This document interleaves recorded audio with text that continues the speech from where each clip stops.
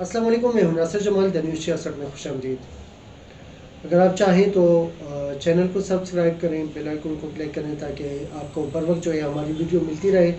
हालात जो है वो काफ़ी हद तक इंटरनल और एक्सटर्नल जो है इंटरनेशनल लेवल पे पाकिस्तान के वो तब्दील होते नज़र आ रहे हैं, जिसका इन्हिसार जो है वो अगर आप देखते हैं तो अमेरिकन पॉलिटिक्स भी है, ख़ित्ते की सूरत हाल भी है और इंटरनल मामलात भी हैं। उस पर कुछ बात करते हैं, आगे बढ़ते हैं तो देखते हैं कि जो सबसे पहली बात जो मुझे बहुत अजीब सी भी लगी वो ये है कि गिलगित बल्तिस्तान में इलेक्शन हो रहा है। जहाँ पे हम कोरोना की बात करते हैं, जहाँ पे SOPs की बात करते हैं, जहाँ पे कारोबार बंद करने की, शादी हॉल बंद करने की जहाँ पे बात करते हैं, वहाँ पे हुकूमत जो है वो अपोजिशन से ज़्यादा एक्टिव है, वहाँ पे जलसे कर रही है। अपोजिशन तो कर रही है, मरियम नवाज़ अपनी जगह पे लगी हुई है, बिलावल साहब अपनी जगह पे लगे हुए हैं और अली अमीन गंडापुर साहब जो हैं, अली मुराद सईद साहब वो अपनी जगह पे लगे हुए हैं। यानी कुल मिला के सब जो हैं, ना SOPs पे कोई बात हो रही है, ना कोई और ऐसी कोई इशू ही सामने नहीं आ रहा। सबसे पहली बात तो ये कि जहाँ पे हमें कहा जाता है कि SOPs पे अमल करें, शादी हाल ना जाएं, मार्केट्स में आप ना जाएं, दुकानों पे आप SOPs पे अमल करें, शॉपिंग मॉल्स बंद किए जा रहे हैं, वहाँ पे जलसों के लिए जो है वो सारे रास्ते खुले हैं, वहाँ पे कोई ऐसी कोई बंदिश नहीं है। तो समझ नहीं आती ये इसमें भी पॉलिटिक्स है या क्या हिसाब है। दूसरी बात ये है कि आपने देखा होगा जो बाइडन का जो जीतना है, उसके साथ ही सऊदीया का जो मोहम्मद बिन सलमान का जो टोन है वो चेंज हो रहा है, और उसके साथ साथ नवाज़ शरीफ की टोन जो है वो भी साथ साथ चेंज हो रही है, मरियम नवाज़ की भी टोन जो है वो चेंज हो रही है।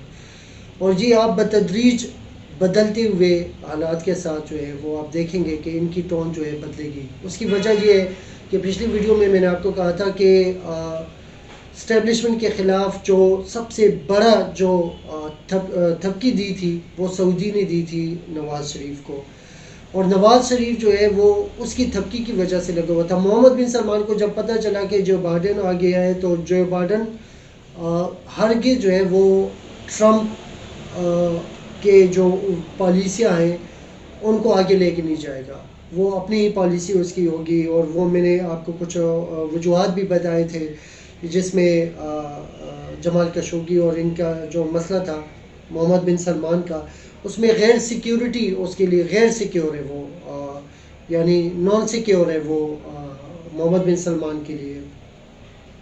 अभी आप देखेंगे कुछ दिनों में दोबारा जो है वो पाकिस्तान के साथ रिलेशंस मज़ीद मजबूत करने के लिए वो दोबारा बात करेगा।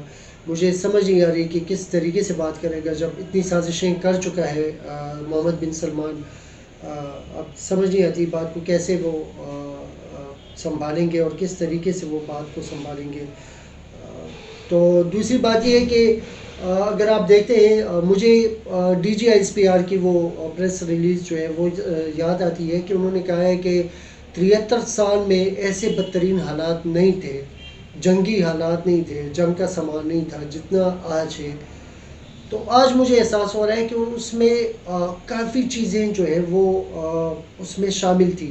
वो ये नहीं कि इंडिया धमकियाँ दे रहा है, वो तो 47 से धमकियाँ भी मिल रही हैं, जंग भी हो रहे हैं, 99 हो गया, 71 हो गया और ये 61 65 हो गया, 48 हो गया, मतलब ये जितनी भी जंगें हो रही हैं तो उसमें इंडिया की धमकियाँ और ये चीज़ें होती रही हैं। बॉर्डर पे भी हालात अभी कल परसों की भी परसों से लगे हुए हैं।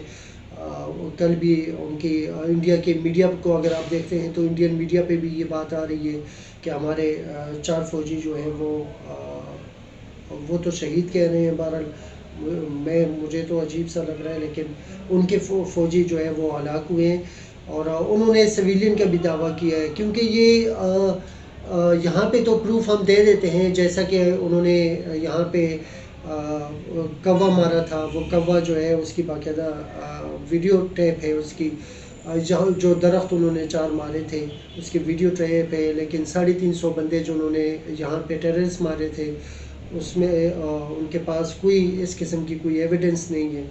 تو ابھی وہ زبانی کلامی جو ہے وہ یہ چیزیں کر رہی ہیں کہ وہ انڈیا بھی اس چیز پہ وہ ایک بات کرتا ہے کہ سویلین بھی اس میں مارے گئے ہیں. تو کوئی ثبوت نہیں دے رہا، میڈیا پہ کوئی شو نہیں کر رہا. میں کافی نیوز دیکھ رہا ہوں لیکن کچھ سمجھ نہیں آ رہی کہ کہاں پہ ہے وہ. اگر انڈین آرمی جو ہے وہ ان کی ڈیڈ باڈی دکھا سکتے ہیں تو سویلین کیوں نہیں دکھا سکتے.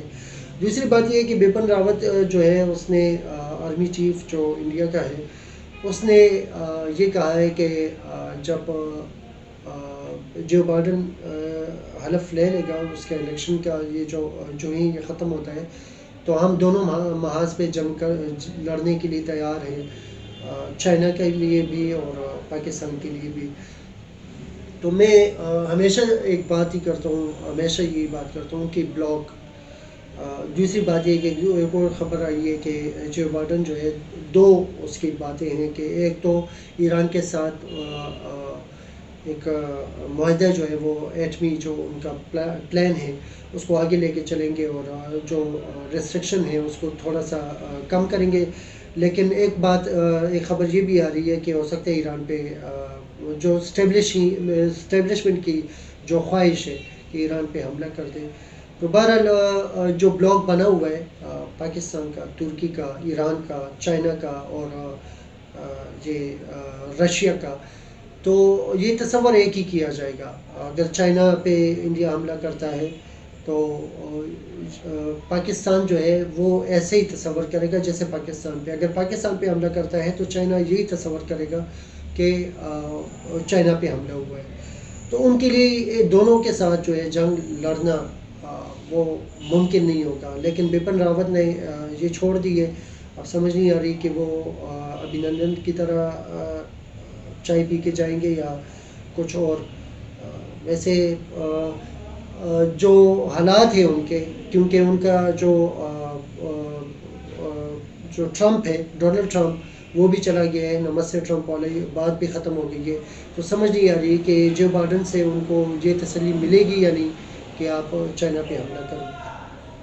ایک چیز کی شیورٹی ہے کہ چاہے جو بائیڈن ہو یا ٹرمپ ہو، دشمن ان کا چائنا ہے ہی ہے، کیونکہ وہ امریکہ کو نمبر 1 پہ دیکھنا چاہتے ہیں اور رکھنا چاہتے ہیں.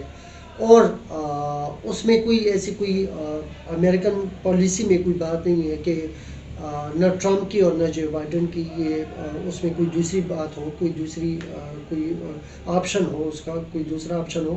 آپشن ان کا ایک ہی ہے کہ چائنا جو ہے وہ آگے نہیں نکلنا چاہیے. تو آگے نہیں نکلنا چاہیے، اس کے لیے جو ہے انڈیا کو ضرور سپورٹ کریں گے، لیکن انڈیا کو اتنی حد تک وہ سپورٹ کر پائیں گے کہ دونوں طرف سے اس پہ حملہ ہو اور انڈیا جو ہے وہ امریکہ سے مدد لے. امریکہ اتنی بڑی رسک لے گا یا نہیں؟ الیکشن کے دن ہے، الیکشن کے بعد بھی اگر ہوتا ہے تو نئی حکومت ہوگی. اتنی زیادہ یعنی کرونا کے حالات کی وجہ سے پوری دنیا کے بزنس جو ہیں وہ تباہ ہو چکے ہیں. پوری دنیا میں بے روزگاری ہے، پوری دنیا میں جو سرمایہ کاری ہے وہ ختم ہونے کے قریب ہے. تو ایسے حالات میں امریکہ جو ہے وہ انڈیا کا ساتھ دے گا یا نہیں، یا پھر یہ ویسے ہی بھڑکے ہیں جیسے کہ ہم 72 سال سے سنتے آئے ہیں. تو بہرحال دیکھتے ہیں آگے کیا ہوتا ہے. لیکن D G S P R کی جو میں بات کر رہا تھا کہ 72 سال میں ایسے حالات جو ہے کبھی نہیں آئے. تو ایسے حالات میں اس کی وجہ کیا ہے؟ آپ دیکھیں وائس آف امریکہ کو اگر آپ سنتے ہیں تو وہاں پہ اسٹیبلشمنٹ کے خلاف، فوج کے خلاف. بی بی سی کو اگر آپ دیکھتے ہیں تو اسٹیبلشمنٹ فوج کے خلاف. اگر پی ایم ایل این کی آپ کوئی بھی میڈیا چینل، کوئی آپ اٹھاتے ہیں، ان کا سوشل میڈیا جو استعمال کرتے ہیں، تو اس کو اگر آپ کھولتے ہیں تو وہاں پہ اسٹیبلشمنٹ کے خلاف. بلوچستان میں آپ دیکھتے ہیں تو وہاں پہ انویسٹمنٹ ہے، را کی انویسٹمنٹ ہے، اسرائیل کی انویسٹمنٹ ہے.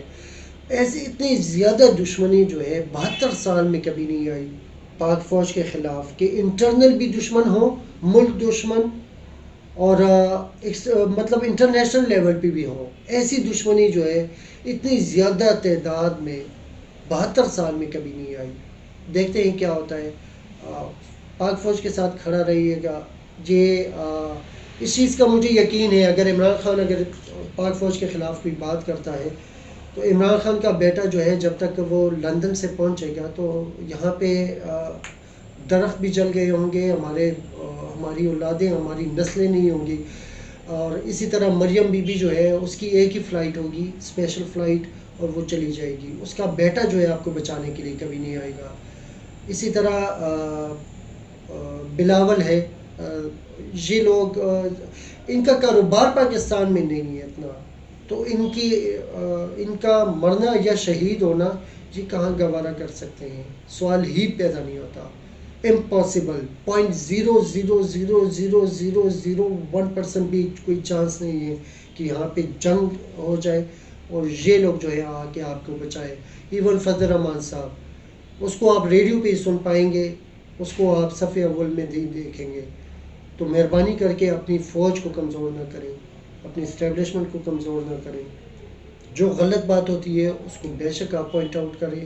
اس پہ D G S P R نے بھی بات کی ہے کہ جو غلط بات ہوتی ہے اس کا ہمیں پتہ ہوتا ہے کہ ہمیں خوشی ہوتی ہے کہ غلط بات جو ہے وہ آپ سامنے لے کے آتے ہیں. تو بہرحال جو اگر صحیح کام ہو رہا ہے تو کائنڈلی پاکستان کی فوج کو ضرور سپورٹ کیجیے گا. بہت بہت شکریہ. السلام علیکم.